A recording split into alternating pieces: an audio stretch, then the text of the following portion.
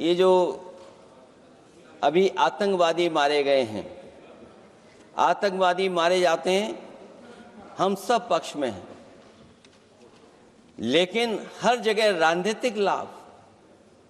राजनीतिक लाभ आखिरकार कौन उठा रहा है? क्योंकि मैं अपनी बात खत्म कर रहा था, अध्यक्ष महोदय ये पूछ रहे हैं कि आज महादेव ऑपरेशन पे मैं धन्यवाद क्यों नहीं दे रहा हूं। अध्यक्ष महोदय, जिस समय समर्थन की बात आई, पूरे देश के जितने भी राजनीतिक दल हैं वो आपके साथ थे।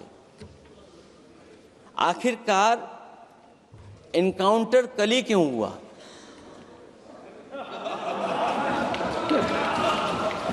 और अध्यक्ष महोदय,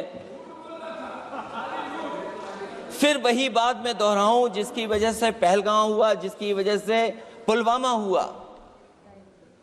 अगर ये इतना ही टेक्नोलॉजी और इन सब चीजों को समझते हैं और जानते हैं, इतना ही टेक्नोलॉजी और इन चीजों को सब समझते हैं, तो आखिरकार अध्यक्ष महोदय, पुलवामा में जो गाड़ी में RDX आया, वो गाड़ी आज तक क्यों नहीं पकड़ी गई? और शायद भारतीय जनता पार्टी के लोग ये जानते होंगे कि बहुत सारे विभाग सरकार के होते हैं, सैटेलाइट इमेजेस देते हैं। अगर आज भी भारतीय जनता पार्टी चाहे तो पुलवामा में जो गाड़ी आई है, सैटेलाइट इमेजेस से वो पता कर सकती है कि वो किस रास्ते से वो गाड़ी आई थी। आप हिम्मत क्यों नहीं जुटा पा रहे हैं उसके लिए? पहलगाम के हमलावरों को कल हमारे सुरक्षा बलों ने ऑपरेशन महादेव करके अपने अंजाम तक पहुंचाया।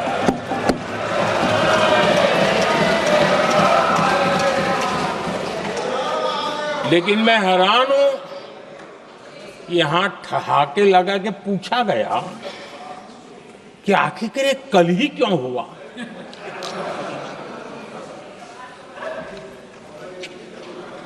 अब ये क्या हो गया है मुझे समझ नहीं आ रहा है। क्या ये ऑपरेशन के लिए कोई सावन महीने का सोमवार ढूंढा गया था क्या? क्या हो गया है इन लोगों को? हताशा, निराशा इस हद तक।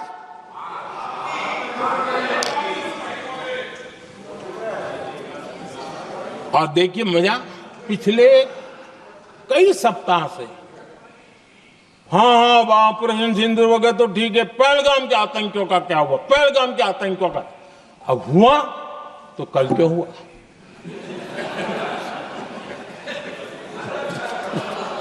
और कल ही क्यों हुआ? क्या हाल है अध्यक्ष जी का। और फिर अध्यक्ष महोदय, राजनीति करने वाले वो लोग जो अपने चुनावी भाषण में कह रहे थे कि POK हम 6 महीने में ले लेंगे। आज जो लोग पूछ रहे हैं POK को वापस क्यों नहीं लिया, वैसे ये सवाल मुझे ही पूछ सकते हैं और किसको पूछ सकते हैं।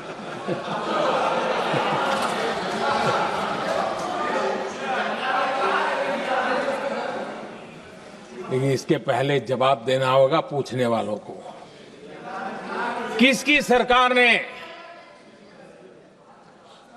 POK पर पाकिस्तान को कब्जा करने का अवसर दिया? जवाब साफ है, जवाब साफ है। जब भी मैं नेहरू जी की चर्चा करता हूं तो कांग्रेस और उसका पूरा इकोसिस्टम बिलबिला जाता है, पता नहीं क्या है। आदरणीय अध्यक्ष जी, हम एक शेर सुना करते थे, मुझे ज्यादा इसका ज्ञान तो नहीं है लेकिन सुनते थे। लम्हों ने खता की और सदियों ने सजा पाई। आजादी के बाद से ही जो फैसले लिए गए उनकी सजा आज तक देश भुगत रहा है।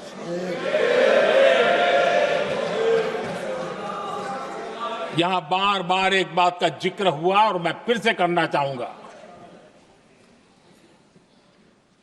अक्साई चीन की उस पूरे क्षेत्र को बंजर जमीन करार दिया गया। ये कह करके तो बंजर है। देश की 38,000 वर्ग किलोमीटर जमीन हमें खोनी पड़ी। हम अक्साई चीन ले लेंगे। इसीलिए मैंने सवाल पूछा अध्यक्ष महोदय सरकार से कि जिस समय सरकार में भारतीय जनता पार्टी आई उस समय भारत का क्षेत्रफल क्या था और भारत का क्षेत्रफल आज क्या है। क्या 5 फिंगर्स, पेंगोंग लेक, गलवान घाटी, रजांगला, उसका जवाब किसके पास है? सरकार के पास है क्या कि नहीं है? और मैं आज अध्यक्ष महोदय कहता हूं, हम वॉर के खिलाफ हैं, हम वॉर नहीं चाहते हैं, लेकिन सीमा पर शांति रहे, हमारा कोई इंक्रोचमेंट नहीं करे। झगड़ा मैं आज भी कहता हूं, ये लड़ाई आपको, जो लड़ाई हुई है वो पाकिस्तान से आप नहीं लड़े हैं। अध्यक्ष महोदय, आप कितना भी छिपना चाहोगे, छिपाना चाहोगे, कोई भी स्वीकार नहीं करेगा। ये जो लड़ाई लड़ी गई है ये आपको चीन से लड़नी पड़ी थी। एक्शन करना बहुत जरूरी है, नहीं तो वो रिकॉर्ड में चले जाएंगे, फिर बाद में सही नहीं होगा। इन्होंने अपना बात रखते समय कहा कि जिस प्रदेश से मैं आता हूं वहाँ कितने अंदर चीन घुस करके कब्जा करके बैठे हैं। तो मैं रिकॉर्ड बहुत साफ करना चाहता हूं। 1962 में जब चीन आक्रमण हुआ 10 अक्टूबर को, मेरे गांव से होते हुए 1 महीने 10 दिन असम के मिसामारी तक पहुंचे चीन के आर्मी। फिर वहां 21 नवंबर को सीज फायर करके वो पूरे के पूरे वापस विड्रॉ करके चले गए। जो जगह चीन ऑक्युपाई करके रखा है असाफिला साइट में लोंजू, वो 1959 में जब हमारा वहाँ असम राइफल का कैंप था 1959 में कैप्चर किया, और उसके अतिरिक्त थोड़ा सा और एक्स्ट्रा जो लिया वो 1962 में कंप्लीट विड्रॉल नहीं। उसके बाद 1962 के बाद वहाँ मैकमोहन लाइन जमीनी पे रेखा नहीं, इसको LAC कहा जाता है, लाइन ऑफ एक्चुअल कंट्रोल।